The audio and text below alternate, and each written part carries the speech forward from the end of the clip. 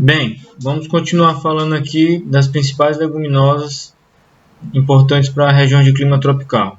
Começando aqui pelo estilosantes. Estilosantes, também conhecido como mineirão, tem dois cultivares mais importantes. O guienensis, que dá nome da espécie do estilosantes guienensis, e o estilosantes Campo Grande, que é um híbrido de outros dois estilosantes. Ele tem origem aqui no Brasil central, principalmente regiões de cerrado, mas também tem distribuição em regiões de baixa precipitação. Tem boa tolerância à seca e não tolera encharcamento. Então ele é para regiões mais, não se deve utilizar ele em regiões de baixada, procurar regiões mais secas. Boa resistência para regiões semiáridas e regiões de cerrado. Ele parece um trevozinho e é muito comum encontrar ele veio da vegetação nativa. Ele tolera bem regiões de baixa precipitação, até 700 milímetros por ano, mas também uma precipitação média relativamente boa.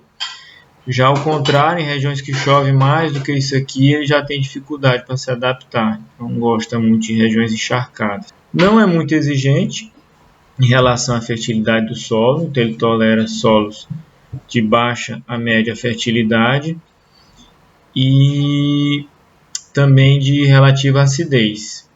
Não é muito exigente nessa questão da acidez. Pode ser utilizado para pastejo direto, banco de proteína, adubo verde, consociação com gramíneas, mas tem que tomar cuidado porque ele apresenta uma boa palatabilidade e no consórcio os animais vão procurar consumir ele. Pode acabar no consórcio ele sendo prejudicado em detrimento da gramínea. Vantagens: possui estabelecimento fácil, pode ser feito por sementes ou mudas, apresenta boa produtividade, pode apresentar de 12 até 13 mil kg de matéria seca por hectare por ano, boa facilidade de corte, e apresenta as folhas verdes mesmo na época seca. Então isso é interessante quando você não tem outra alternativa. E com essa boa produtividade, mesmo na seca ele está verdinho e os animais consomem bem ela. Aí, como é aquela mesma questão que a gente falou, não tolera pastejo com alta taxa de lotação, por conta dessa preferência que apresenta em relação a outras leguminosas e em relação às gramíneas. E esse aqui não é um problema muito para nós, mas ela não é muito adaptada a regiões frias. Não gosta, é susceptível ao frio. Outra leguminosa bem interessante é a Gliricidia. Tem o nome científico Gliricidia sepium. É originária ali da América do Norte, descendo aqui para Colômbia, Venezuela e Guianas, mas foi introduzida aqui na América do Sul já há bastante tempo, então possui boa adaptação. As principais variedades é a Bela Rivas, da Nicarágua, e a Monte Rico, da Guatemala, desenvolvidas nesses países. E o seu uso principal na América Central é como cerca-viva, como pode ser visto aqui na imagem.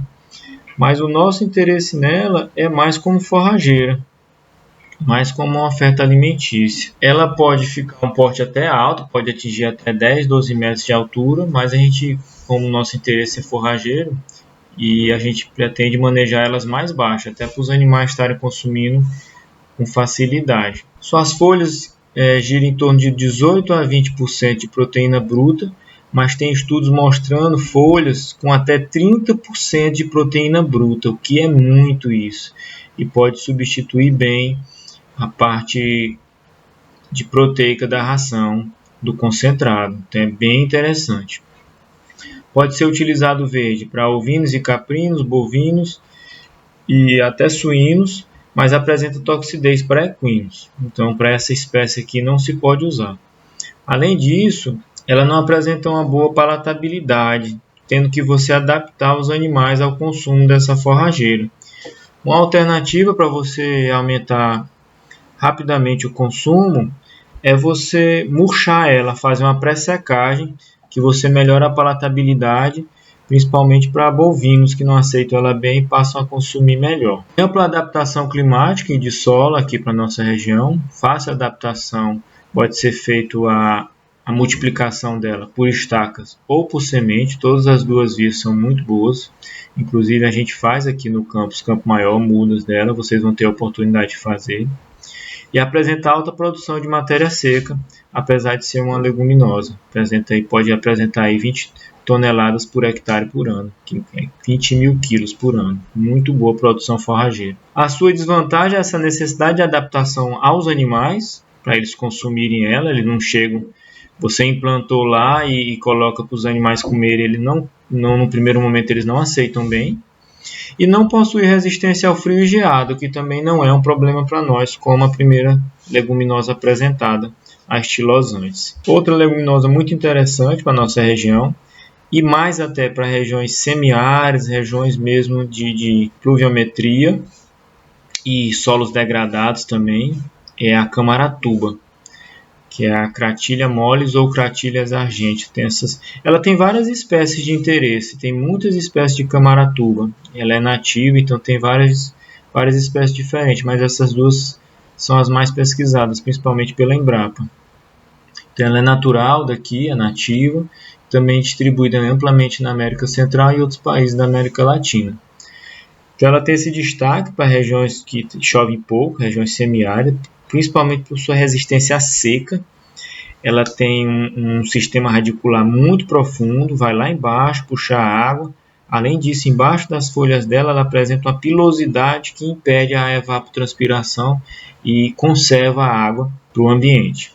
E os animais demonstram grande interesse em consumir essa forragem. Tem experimentos realizados pela Embrapa e animais fistulados observavam que eles consumiam bem mais essa forragem em detrimento de outras onde ela está presente, fazendo com que o alimento que o animal consumia fosse maior em teor de porcentagem. Então ele conseguia selecionar, pode ser utilizado para pastejo direto ou fornecido diretamente no coxo. E apresenta uma relativa produtividade, que pode chegar de 1.100 até 2.700 kg de matéria seca por hectare por ano. Não é uma grande produtividade, mas para regiões secas, você produzir o ano todo, em regiões com precipitação de 280 a 750 milímetros por ano, você ter esse nível de produção aqui é sim muito interessante. E se você der uma condição um pouco melhor para ela, você pode atingir até 4.000 kg de matéria seca em trabalhos desenvolvidos pela Embrapa, e dependendo da espécie selecionada. Ela é rica em cálcio, porém é pobre em fósforo. Como ela se dá bem em solos pobres, né, então ela não tem como tirar o fósforo do solo, porque o solo não tem, então ela não puxa isso para a planta. Pode servir como adubo verde, como a gente já comentou, principalmente para recuperação de áreas degradadas, beiras de rio, terreno arenoso, terreno de capoeira.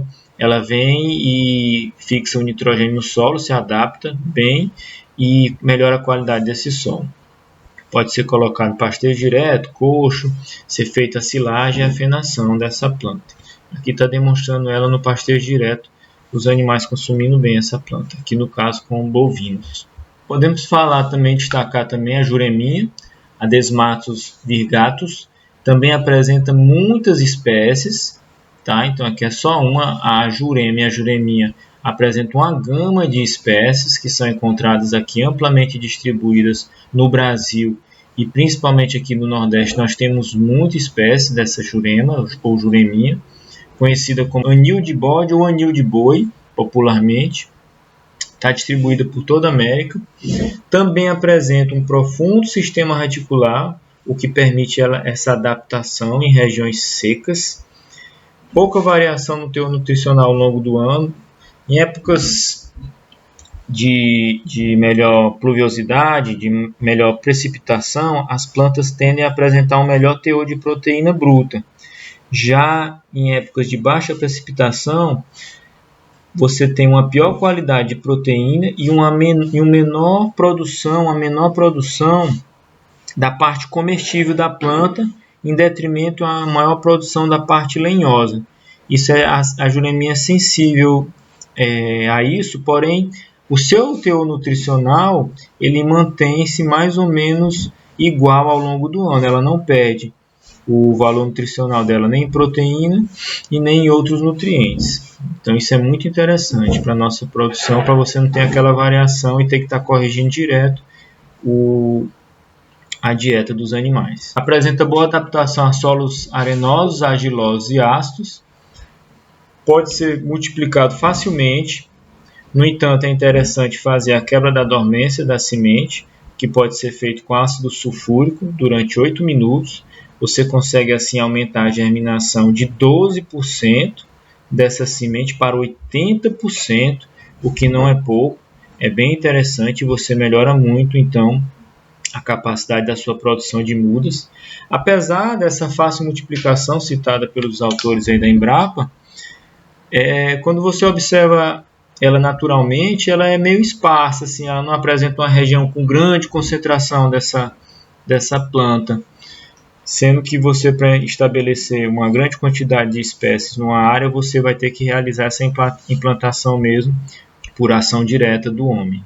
Apresenta proteína bruta variando de aproximadamente 12% até 17%, dependendo da parte que você vai pegar da planta. Se você vai pegar partes mais tenras, mais próximas mais ricas em folha ou mais rica em caule, e também da espessura desse caule.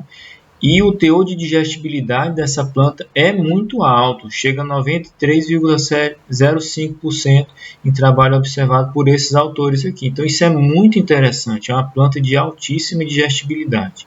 Por isso os animais demonstram interesse em consumir essa planta.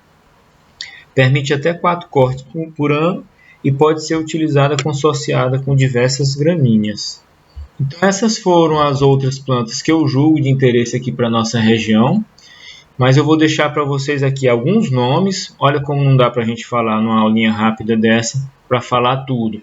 Mas se vocês tiverem curiosidade, eu vou inclusive disponibilizar o material para vocês. Nós temos muitas outras leguminosas que são interessantes para uso como forrageira. Aqui nós temos a de verão, ou de clima mais adaptado a clima tropical. E aqui nós temos algumas leguminosas de inverno, que também tem nesse material que eu vou disponibilizar para vocês. Então, nós podemos citar ainda algaroba, cunhã, amendoim forrageiro, puerária, calopogônio, soja perene, catingueira, mororó, crotalária, mucunas. E aqui, como de inverno, podemos citar principalmente alfafa, trevo, cornichão e ervilhaca. Então, é interessante que vocês deem uma lida, procurem ver as vantagens e as desvantagens, a adaptação dessas plantas, a produtividade, para vocês terem um rol de plantas, tanto das gramíneas que a gente já comentou, como também de leguminosas para vocês utilizarem em cada situação que forem apresentadas para vocês ao longo da vida de vocês como técnicos. Ok? Até a próxima aula.